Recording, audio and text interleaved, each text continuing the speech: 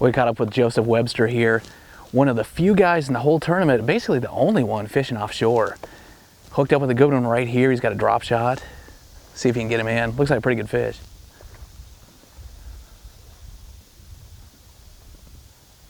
Swing him in. Yeah, that's a solid keeper right there, a couple pounder. He just caught a short before that. We saw fish coming up schooling. This tournament, you know, if you were going to guess who's going to win this thing at this point, I would definitely put Joesph. Obviously, he's fourth place. He's got a pretty good shot. Not going out on a limb, but he's got a pretty good shot of holding up for 4 days. Most of the guys, as we saw yesterday, fishing shallow, beating the bank. It's been tough this morning. I mean, they ground on them pretty hard. Those fish, they're not going to replenish. It's not like the spawn. There's not more coming in. Joesph here is fishing out deeper. He said that he's got about 10, 12 spots. He only had to hit about 3 of them yesterday. They're not your classic offshore spots. They're not the TVA ledge where you're 200 yards, 300 yards out in the main river channel. They're more connected. You can see we're kind of at a point here and just fishing on them. We went to a couple stops with them. Typical summertime deep fishing. I mean, you really have to grind on them. He was throwing a crankbait. He was throwing a topwater when they come up schooling. Throwing a drop shot. Looks like he's catching them on that drop shot. Just a little worm right now. Really having to work for him.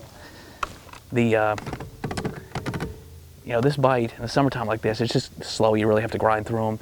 But he's got all this stuff to himself, except here's the one exception, Brian Thrift. So Joseph's in fourth. He's about 2.5 pounds back. Brian Thrift's just a few ounces ahead. They shared the same spot just a minute ago. It's crazy. On a lake this big, 60, 70 miles long, they find the same little point. So Thrift's the other guy. He's a wild card. We heard he's running brush piles. He's catching a couple already. He's obviously a closer at Eufaula a couple years ago. I mean, he crushed him running brush piles out deep. So, trying to keep this up for 4 days. Not a lot of guys are going to be able to do it up shallow. Joesph, I think he's got a good shot at it. Keeps on working on him deep. That's a solid keeper. It's a good start. It's been sunny, totally slick. Like I said, the bite this morning is kind of slow. These guys spent an hour. We're about 60 miles down from the ramp. It takes a long time to get down here. So, getting that good one early is a big help. And I don't think, you know, shallow bite, obviously sunny and slick like this, not going to be a great shallow day. So look for the deep guys, probably Thrift, Webster, the only guys doing it in the whole field to really catch him today. Maybe put some distance up. Have heard Cox is off to a good start as well, too. He's doing shallow. He's doing his own thing. He's kind of away from the pressure. So like I said, you either have to do one of those two things. Either get shallow, somewhere really off the wall, get way away from him like Cox is doing, or this deep. So looks like we're getting a little separation. He's got another one on right now.